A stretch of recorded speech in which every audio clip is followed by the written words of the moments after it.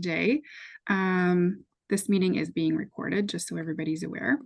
We are super excited about today's meeting. We have the honor of interviewing SJSU's president, Dr. Cynthia Teniente-Matson. So I'm Laura. I'm the current chair of SJSU iSchool's First Gen Student Group. And before I pass the meeting on to our vice chair, I just wanted to quickly touch on the iSchool and the significance of First Gen students here. So SJSU School of Information is 100% online, ALA accredited, and offers a large range of programs from bachelor's degrees to PhD programs and a whole bunch of certificates in library and information science, informatics, and archival studies. The iSchool's 2023 exit survey found that 53% of the graduate students identified as first gen, as well as 50% of the undergrads. So there are a lot of us here. And our group aims to be a resource for first gens to lean on for questions and offer a safe space to discuss the experiences of being first gen. And we're very excited to have Dr. Teniente-Matson share with us a little bit about her own experience as first gen. So I will pass it on to Caitlin to introduce our very special guest. Great, thank you, Laura. Before we get into that, I just want to go over tonight's agenda a little bit. So 5 o'clock, we've already started our meeting. Welcome and introduction to our leadership team and an introduction to our special guest tonight, Dr. Cynthia Teniente-Matson, president of SJSU. If we have time at the end and if the president is okay with it, if anyone has any questions throughout the session, we have a Q&A option available to you on Zoom. So if you would like to submit questions for Dr. Teniente-Matson to answer at the end of the interview portion, feel free to drop those in the Q&A or in the chat. And then we will close it with some remarks from Dr. Bernier, our faculty advisor. But I would like to introduce our interviewee tonight. The granddaughter of Mexican immigrants, Dr. Teniente-Matson was born in San Antonio, Texas, where she lived until the age of 8. Her family moved to California for better opportunities, which included instilling in her that she would be the first in her family to go to college. From there, Dr. Teniente-Matson earned her bachelor's degree in management from the University of Alaska Fairbanks, her master's in business administration from the University of Alaska Anchorage, and her doctorate in educational leadership from California State University, Fresno. Dr. Teniente-Matson comes to SJSU from Texas A&M University-San Antonio, where she served as the president for 8 years, during which time she established several initiatives for community engagement, emerging leaders, and cyber defense, among many others. Dr. Teniente-Matson assumed the office of San Jose State University president earlier this year and has the distinction of being the school's first Latina and 4th woman to serve as president at San Jose State. She has dedicated her impressive career to the betterment of higher education with many student success initiatives for diversity, equity, and inclusion, experiential learning, and civic engagement. We are very honored to have her here today as our very special guest interviewee. So please welcome me in giving a warm welcome to San Jose State University's president and fellow first generation student, Dr. Cynthia Teniente-Matson. So we're going to go move on with our questions. So the first question that we have for you tonight, Dr. Teniente-Matson, is what was your experience through school as a first generation student? Well, I think we all come into this experience somewhat in the same way, with fear and trepidation intermixed with joy and this sense of unknowing what's ahead. When I was in high school, you heard I went to the University of Alaska, and you heard my journey of sort of migrating around. I ended up in Alaska with my parents because my dad, who neither of my parents went to college, but my dad was able to break into the middle class through as a skilled labor person. He was at the time a tradesman in sheet metal crafting. He was a metal worker. Moved us to Alaska. And when it was time for me to go off to college, and I know some women still feel this experience, but as Latinas in the Mexican American culture, there's a strong sense of community and purpose to stay together, to stay close to home, to stay familial. So even during college visits, my parents took me to places in Texas to look at universities as well as in California. But I really ended up at the University of Alaska because it was, I'm going to call it close. And my family wanted me to be close. But we were on Naval Air Station Adak, Alaska, which is out on the Aleutian chain. So if you think about the state of Alaska, it's got this tail that comes out. I was living on one of the islands on the tail that comes out. And so to get to, there was only one college at the University of Alaska in the system that had housing and a place where I could live. So that's how I ended up at the University of Alaska at Fairbanks, along with several of my classmates who I'd gone to high school with. Came from a small high school. While it was a rural location, it wasn't a rural school in that it was military installations. So there were students there from all over the place. So I went to the University of Alaska with, you know, like I said, great uncertainty. And I had an interest at the time in being a petroleum engineer. And I started off as a petroleum engineering major. So being in Alaska, there was a lot of oil, there was a lot of pipeline work, the Alaska pipeline at the time. And everyone knew that those were high wage, high demand jobs. I don't think we called it that in those days. It was just really high paying jobs. So I majored in petroleum engineering, which of course was offered there. And in my first semester, I realized that not only did I didn't really love the science, I didn't love the engineering course, I absolutely did not love geology and understood, which is the fundamentals of petroleum because you extract it from the earth. So there was a lot of signs right off the bat that I was not in the right coursework. So it really caused me to doubt myself. Now, you know, we call that imposter syndrome, but even there, the idea, it was at a time where when you went to class, in your first week of school, we had faculty that would say, you know, look to your left, look to your right, one of you won't be here at the end of the semester. That there was really, a lot of college was really also part of a weeding out system. So it was a sense of only the best will survive, right? The survival of the fittest. But there was still some encouragement. If you work hard and study hard, you can make it, but it was all on you. It wasn't as sense of belonging, creating community sort of things that there are now in many academic programs.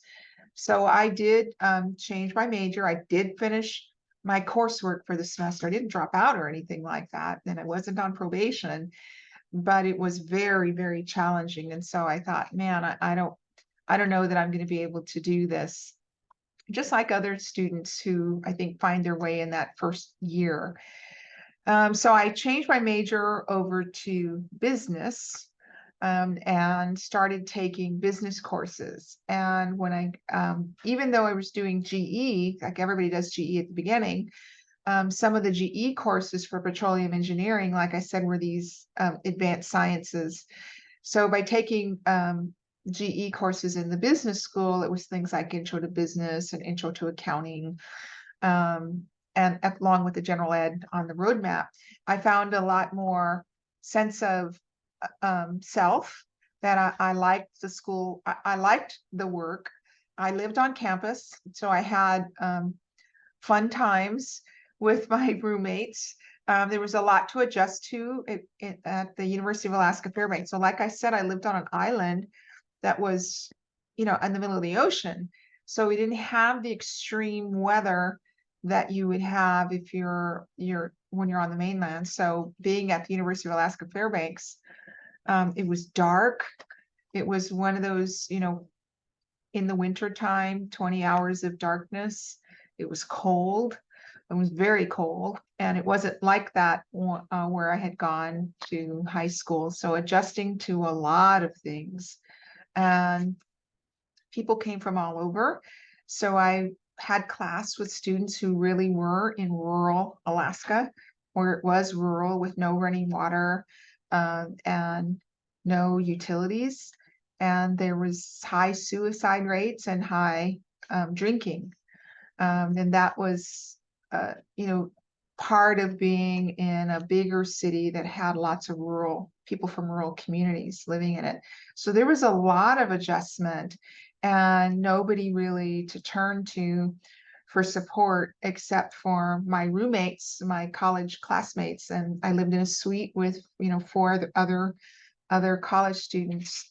And that was how I was, you know, sort of getting going. And I would talk to my parents. This was before cell phones, right? So I would talk to my parents every few days, but it wasn't every day.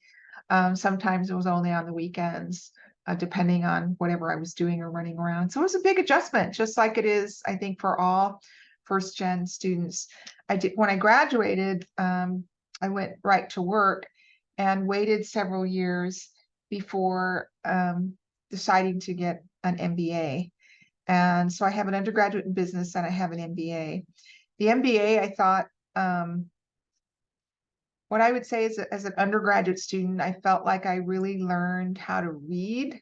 And as a graduate student, I really learned how to write and how to express myself in a method of critical thinking that as an undergraduate student, it's more about just writing what you need to write to get by, right? In some courses. That's how I experienced it as an undergraduate student. So as a graduate student, it's the same thing. Being a first gen, I had people who encouraged me to pursue the master's degree. I was doing it while I was working full time, and I teamed up with 3 other working women, and I was already married and all that. So I was doing this also with classmates or teammates, and we just decided to create our own cohort and took all of our classes together to the extent we could to get through. I think there was a couple of classes that we couldn't take together, but for the most part, we took all of our classes together as a cohort to get through the MBA program. I really, really enjoyed that experience. I took my doctoral studies much later at Fresno State, as you mentioned in my bio. And by then, you know, I was not the only first gen student in the cohort, and being in education, we knew then what it meant to be a first gen student and what it meant to get through the rigor of the work and to support each other. So there, I also had a very strong network, and I tell people it was one of the first times, it was actually the only time that I took classes and did projects with other Latino students or Latina students. As an undergraduate, and in my undergraduate course and in my MBA, I never took a class with another Latino or someone else who identified as Mexican American. So it's not only being first gen, it's I was never isolated, but you know you're not the same as some of the other people in the class.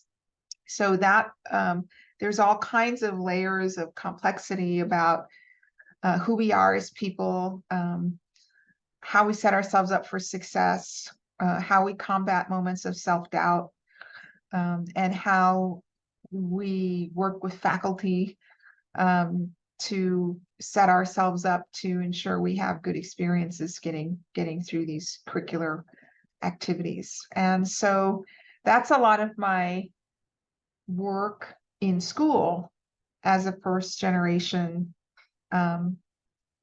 college student. Great. Yeah, I love that story of growing from uncertainty into a sense of community. I think that's kind of what we're doing here. So I really appreciate hearing that. Thank you. And when Our it next takes question. time, I would say it takes time though, Caitlin. And if you make it this far, you know, if you get into graduate school, like you're all grad students, right? Yeah. So you've selected this. I mean, you've really made an intentional choice that I want to do this. And my sense and my observation, my personal experience is the faculty really want you to be successful. And so but we still have these doubts that I think we still confront even as graduate students. So it's nice, especially if you're in a cohort where you can really lean on each other and remind each other.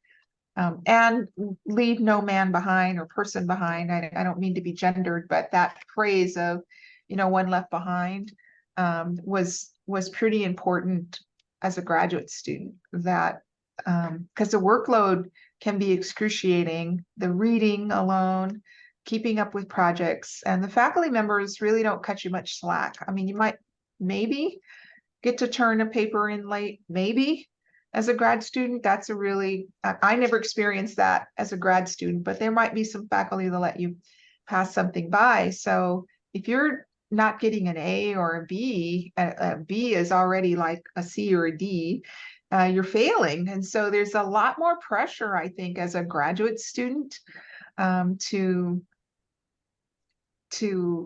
succeed and to complete. So when you're first gen, you also have all of that. You're the first one doing something that no one else can imagine what it's like being in graduate school, or reading 1,000 pages a week, or whatever work that you're doing. It's a lot. It's intense, and it's supposed to be that way. You're learning to be a scholar, a practitioner, a professional, but it can be a lonely journey if you let it be. So this is where these networks really, I find, are far more active as graduate students. Yeah.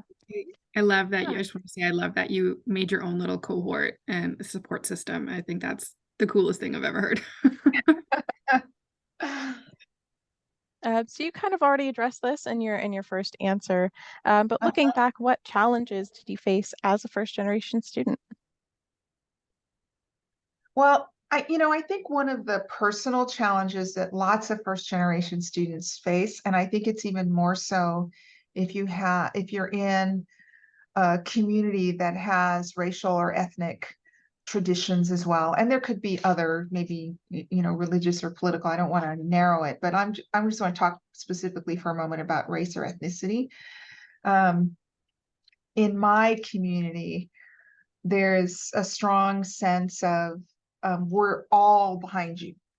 So all of my cousins, my aunts, my uncles, my grandparents, they have no idea what you're doing, but they know whatever you're doing is great. And you can tell them how much you're working, or how much research you're doing, or you're doing something cutting edge that hasn't been done. If you find yourself on a research team, there's no real comprehension of what it is, but there's this enormous pride, right? So you can feel it, that when you're not giving 1,000%, you're letting people down behind you who are looking to you, even though they don't know what you're doing, or can't relate to it completely. So I think this enormous pressure exists. It permeates, and we do it to ourselves, but it does permeate, I've found, more profoundly, and certainly for me,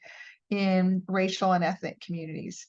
So sometimes what I found as a challenge was not being available for all the family activities that might be going on, or community events that, I didn't make it to so-and-so's child's school play, or, I wasn't at some cultural celebration that was important to my family or my extended family.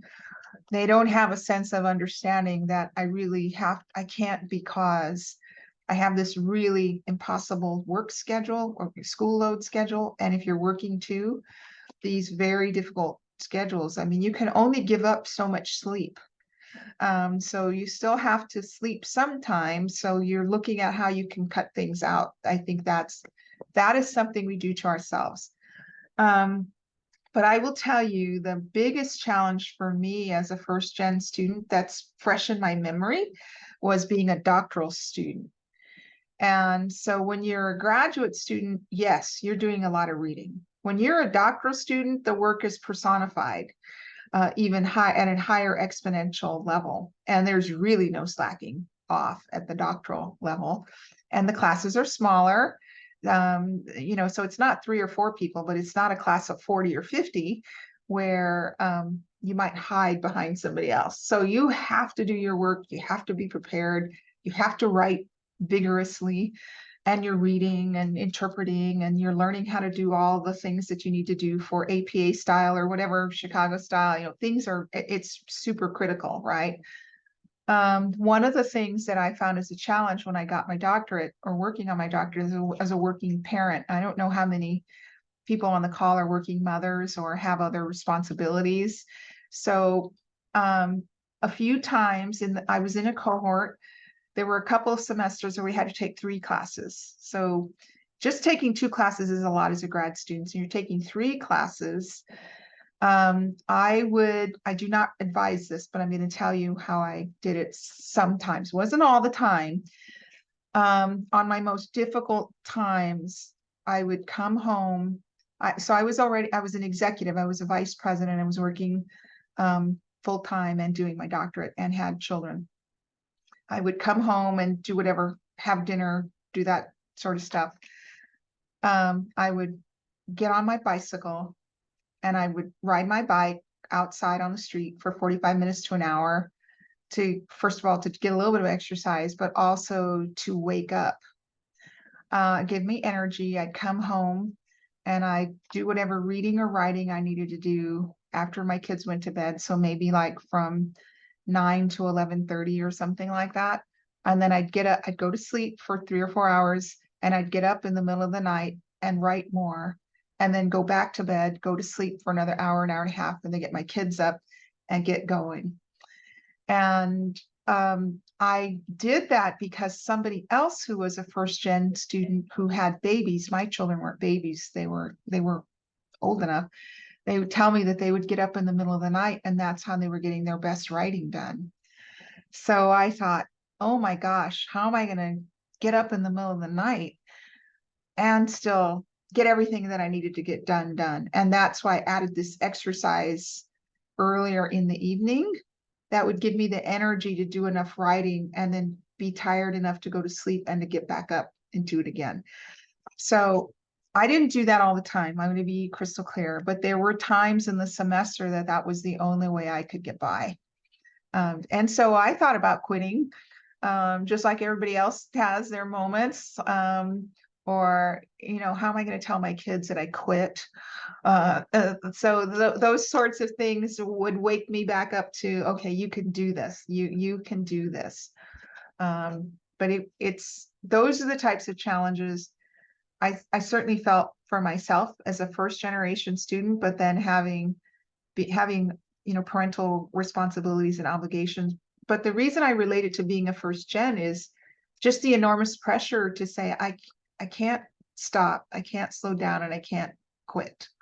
So how am I going to do this? Gets in your own head. Yeah, that sense of sacrifice is certainly something that I've experienced myself. I'm sure Laura has experienced. Everyone here probably has a little bit of experience with that sense of sacrifice, but knowing that it'll be all worth it in the end, even if your support system doesn't quite understand. So thank you for that.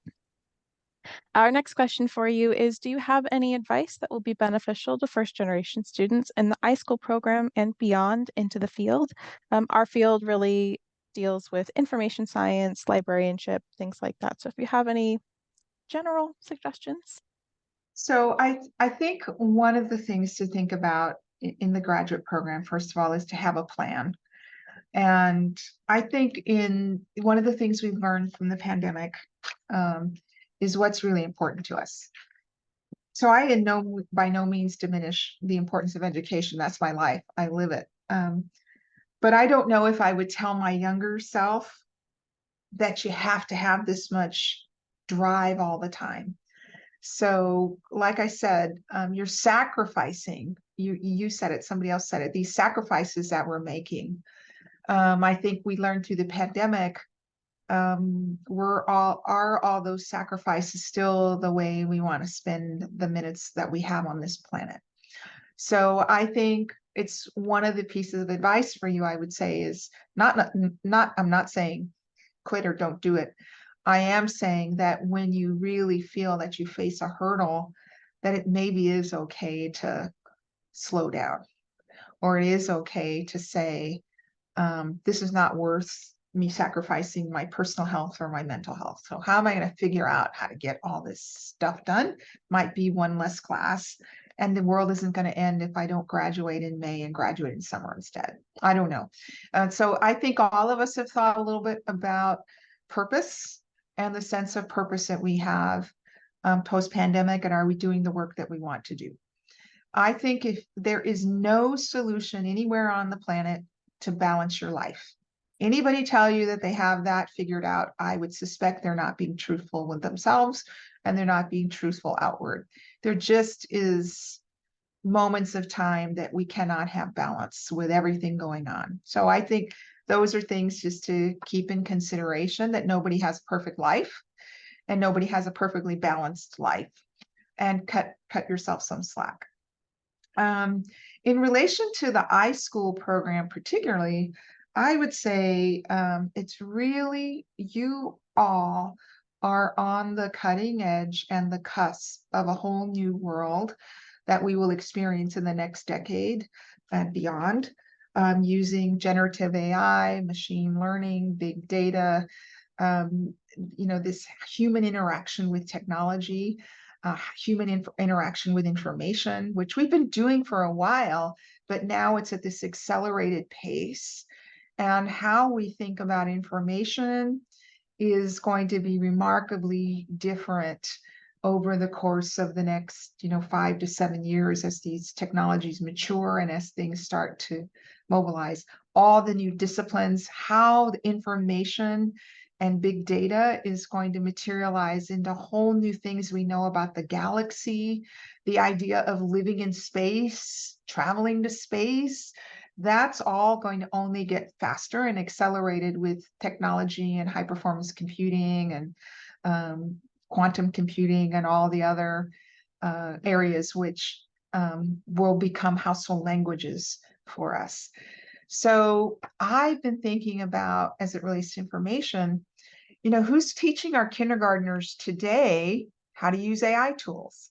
Because that's how preschoolers and kindergartners and elementary schools are going to, I think, crack some of these equity gaps that we have had in our ability to keep up with reading by age 8, a math readiness in 8th grade and college readiness. And a lot of that is going to be in your purview of how information is curated, how information is digested, how accurate and factually accurate information moves through our library systems, and the future of virtual reality and augmented reality. All of those things are going to become blended, I think, in your disciplines, in your careers, in your lives.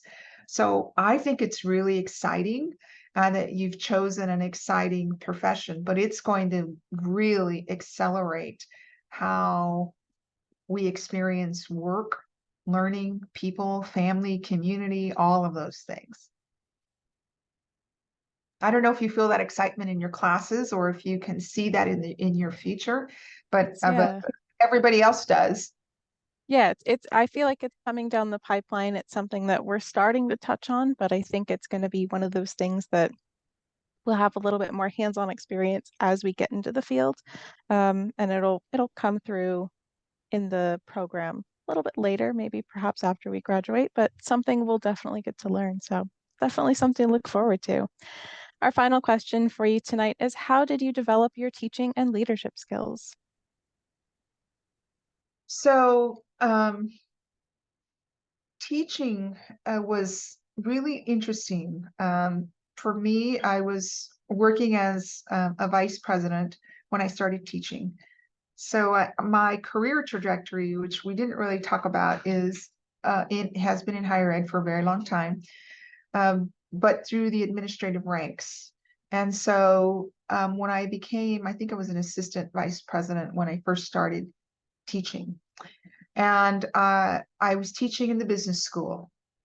And a faculty member who was responsible for one of the, they call it lots of different things. So I'll just call it, it was like college survival skills or university college or University One, the experiencing. So remember, I was living in Alaska, and a faculty member who oversaw the program came to me and said, would you, they knew where I'd gone to high school and I'd lived in this remote place. And they said, would you be willing to teach a course, this university skills course for students from rural Alaska? And we'll curate a class. They didn't use that word then, but it's like, I'm telling you, much more sophisticated than it actually was. We'll curate a class for you of students that are all from smaller rural communities, because everyone was trying to figure out, we have high dropout rates, specific in this population. So I said, sure. Yeah, I'm willing to do it. So it was one of the courses that had like a standard curriculum. I mean, all of our courses do, but this is college survival skills. So everybody taught college survival skills. These were the learning objectives. This is what you had to get out of it. These were the assignments. You could teach it however you wanted, and you could switch around when the assignments were due, but it was the same sort of core content that was taught. So a lot of Native Alaskans, Alaska Natives, First Peoples, they're known by lots of names, Indigenous, were ultra quiet. So culturally, it wasn't appropriate for them to really speak out in class. So I was in a room almost, with people that I was teaching this content, and I had to redo the curriculum in a way to make it relevant to them in terms and in interactions, exchanges, where they could transmit knowledge and information in their own way, without me just standing there talking at them, because they weren't going to really actively engage. So I learned a lot about different pedagogical methods, different ways of engaging people, connecting on a more personal level. There was experiences where we could connect more seamlessly when I would explain that I had lived in rural Alaska or came from a community that was out in the Aleutian chain, which they were familiar with. And then there were a couple of people in our class that had physical, different challenges with physical abilities. So it was a very diverse experience in my first year. And so I documented for the program coordinator how I was teaching, what techniques were working, what assignments that I had to modify to make them more effective, to reach this far more diverse population that was in no way homogenous. None of our classes are homogenous, but a really diverse rural communities throughout the state. And that was, I only did it one semester because I couldn't keep up with it, because the teaching was so much more work in this, like I said, the content was, you're supposed to teach it this way, and that way didn't work. So I had to do all this other manipulation to make it an effective learning experience. So then I went to teaching in the traditional business school, and I was teaching traditional business classes.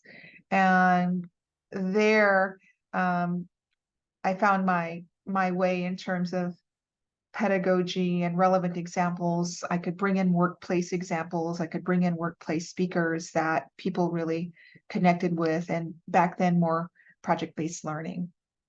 Now I taught, when I was at Texas A&M San Antonio, I co-taught a freshman course, TBD. So they didn't know who was teaching. I was just to be determined. And I taught that way so that I would get a random cut of who would be in my class. And I did that to be more in tune with how freshmen were experiencing the world and experiencing the university. So I taught a freshman course. When I teach in the graduate school, I teach public finance, or I lecture in public finance, because like I said, I'm a CFO by training, or maybe I didn't say that, but I am a CFO by training. And I did that for 15 years. And now I'm not teaching at all, but what I teach now, I'm not teaching at the university level for college credit. So what I do now is I teach professionals in my doctoral work my area, my lane is leadership competency development for chief business officers.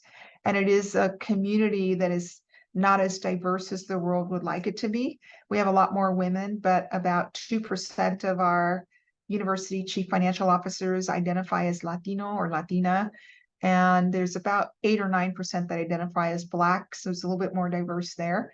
So I teach in professional associations some gateway courses on becoming a university CFO.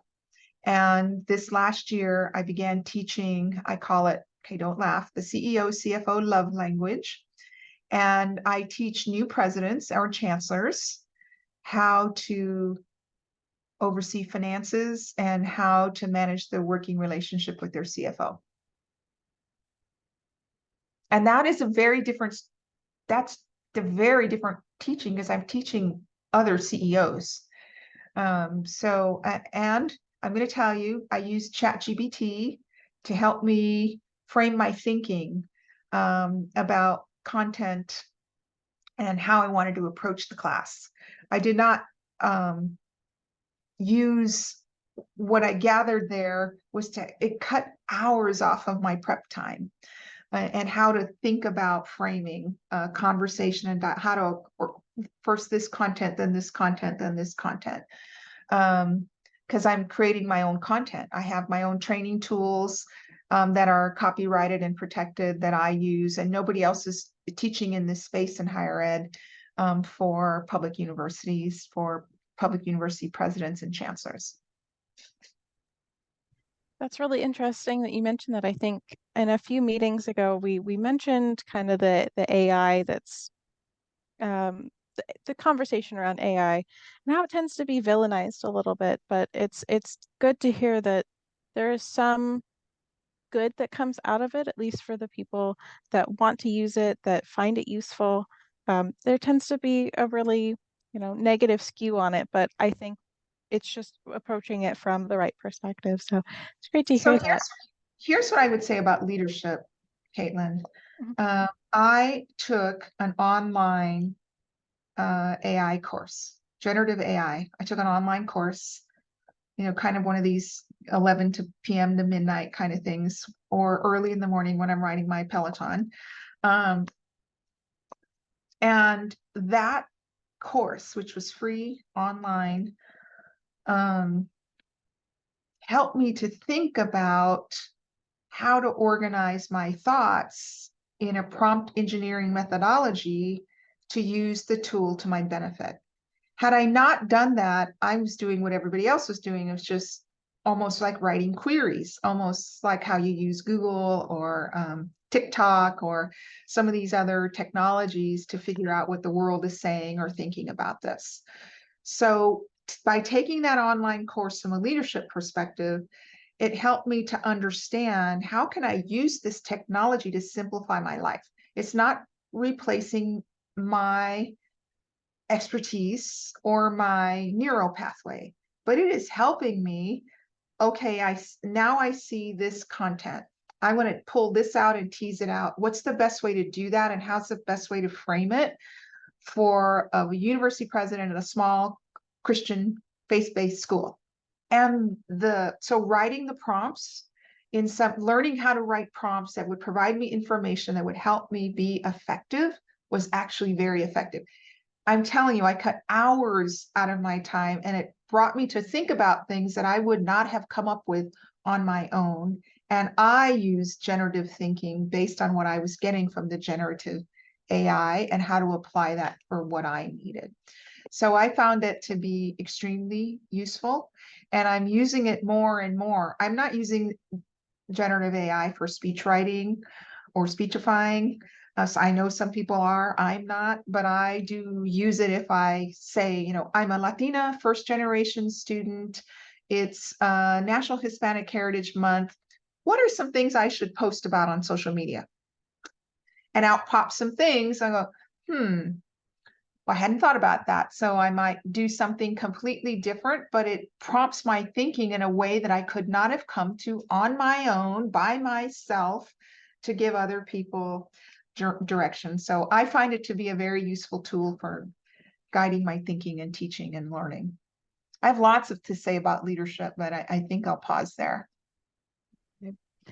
Well, great, thank you. One of the things that I know is coming up in library and information science, I'm in a class on intercultural communication. So a lot of the things that you just touched on really are interwoven into that intercultural communication. And so using AI for that, I think that's a really transformative idea. So thank you. Those are all of the prepared questions that we have for you today. If anyone has any questions about anything that Dr. Teniente-Matson talked about, or just anything that you would like to know, feel free to use this time. We have about 15 minutes left in this session today. So if anyone has any questions or comments, please feel free to make those now.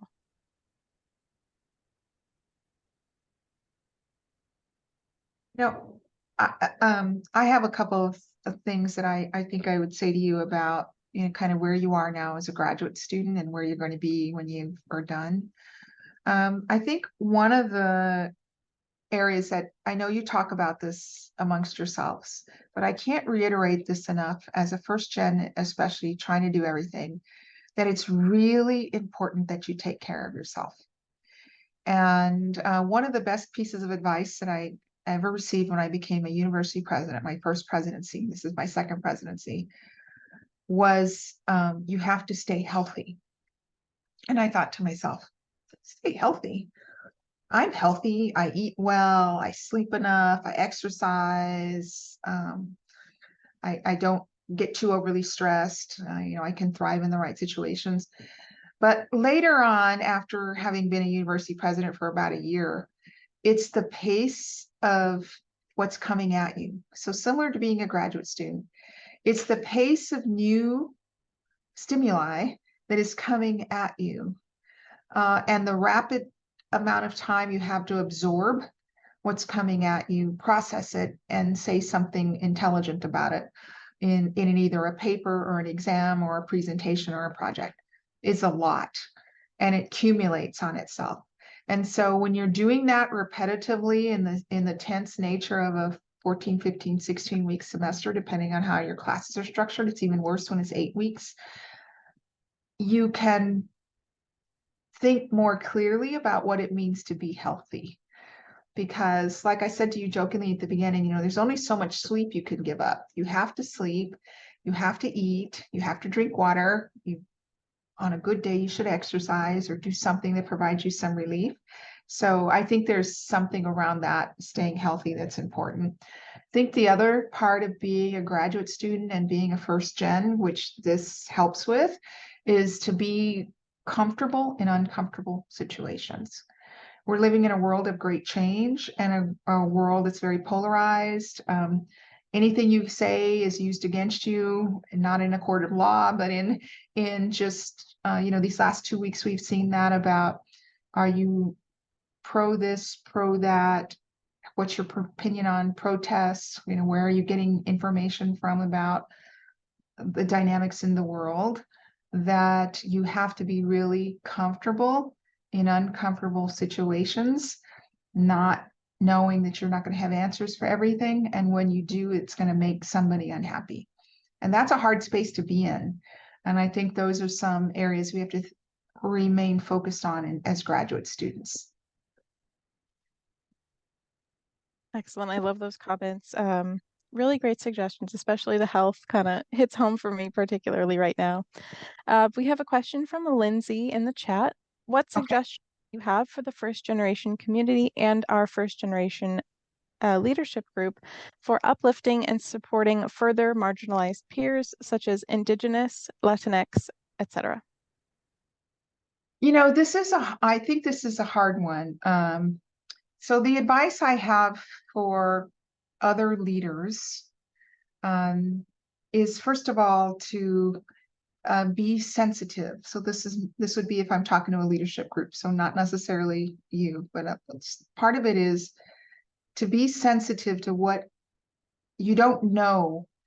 Even if you're first gen and Latina like I am, doesn't mean my experience is the same as your experience. So you cannot pretend to walk in somebody else's shoes.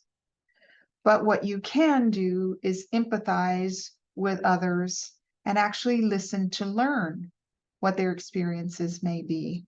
And if you're capable of doing that without passing judgment, just really listening to learn, then you can help others who go into a space where they either feel marginalized or they are marginalized, to help them move out of that. Sometimes we feel things, we put things on ourselves that we can only break free of by talking about them. So that's why I said listening to learn.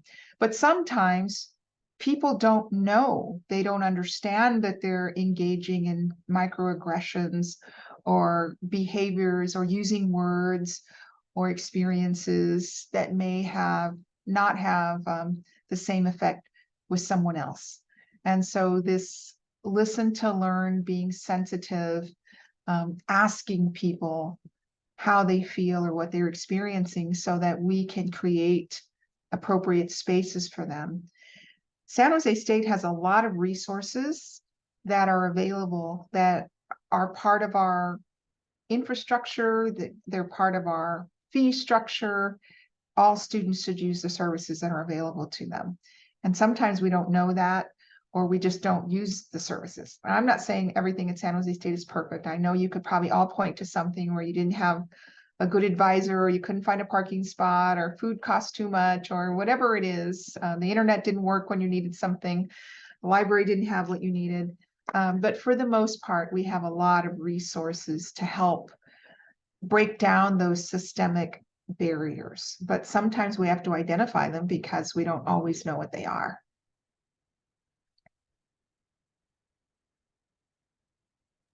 Excellent. Thank you very much. Any other questions? And yeah, your point about empathetic listening, that's something that I've been learning about in a class that I've been taking this semester. Read about just yesterday, the idea of cultural humility. Oh, yes. Yeah. Well, there's a lot to be said for cultural humility, and that's why we're always learning, right? So that's a big, I think that's an important concept, and it's so much easier to read about than it is to practice it. Yeah.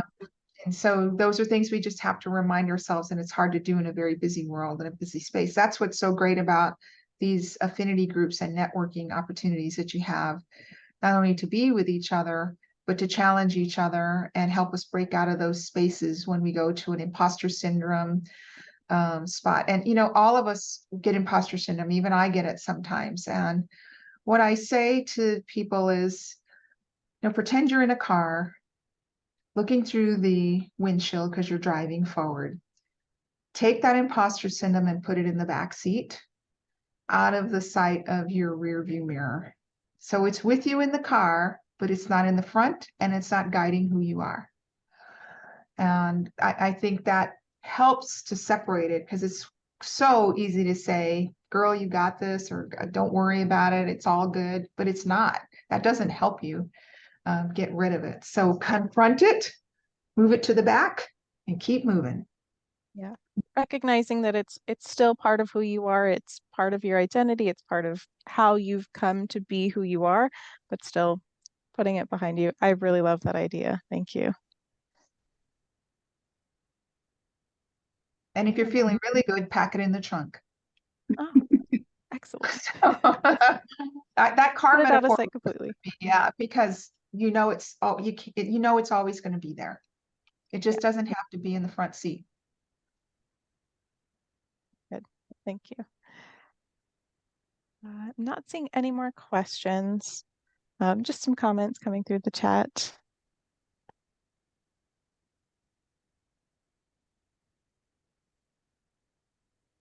Well, seeing that there aren't any other questions, I'll pick up the mic for a second. I'm Dr. Anthony Bernier, and we are so delighted that you've been able to be so generous with us this evening and respond to some of these questions.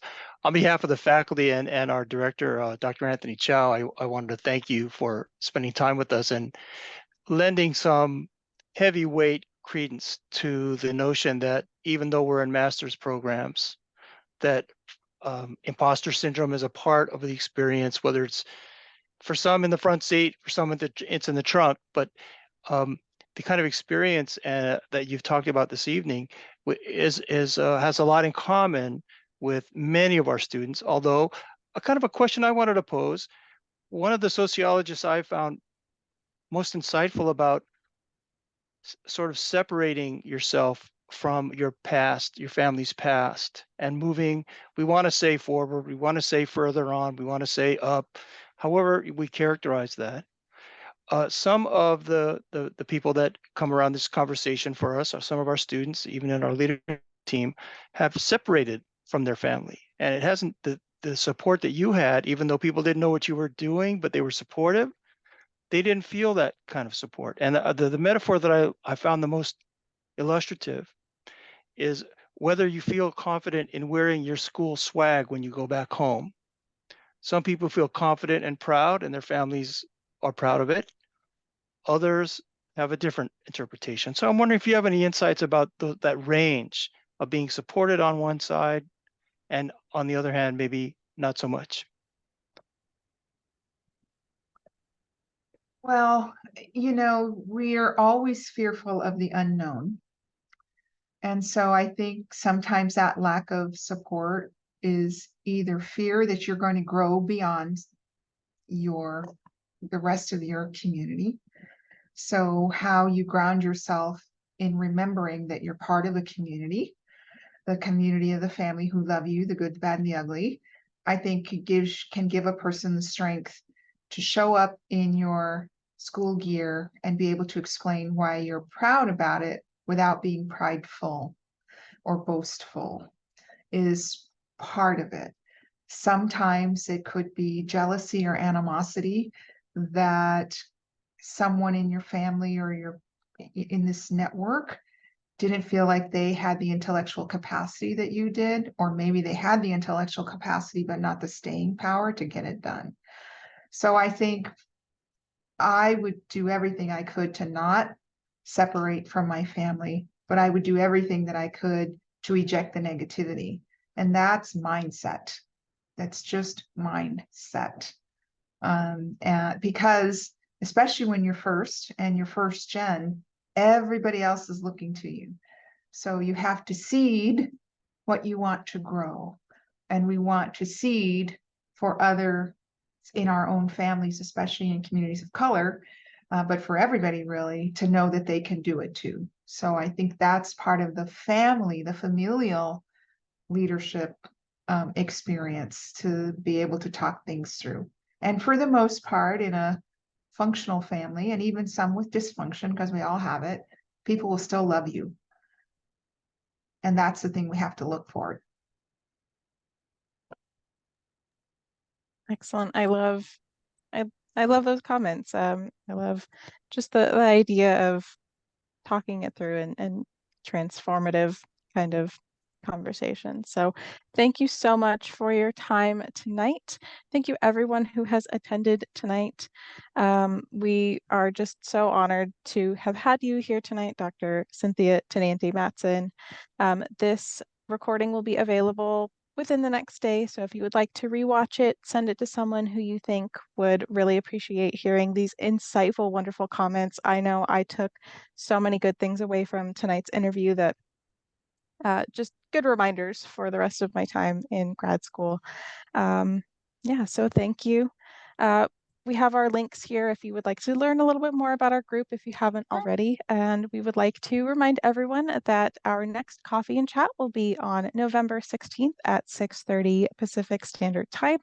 And we would also like to kind of make a little announcement that we have a competition, a writing competition coming up for First Gen Day on November 8th. We'll be making that announcement officially shortly for our members, but it's you have a chance to win some first gen swag we will be sending out. So that's about all I have. If anyone has any other comments or questions to be made, again, we thank you so much for your time. I know you're a busy woman, Dr. Teniente-Matson, but thank you so much for chatting with us and giving us the insightful, wonderful comments that you've given us tonight. Well, it was great to spend an evening with you. You all take care and we'll see you soon. Bye-bye. Okay, If thank nothing else, I'll see you. you on commencement day. Yes, yes, absolutely. All righty, bye-bye. Bye.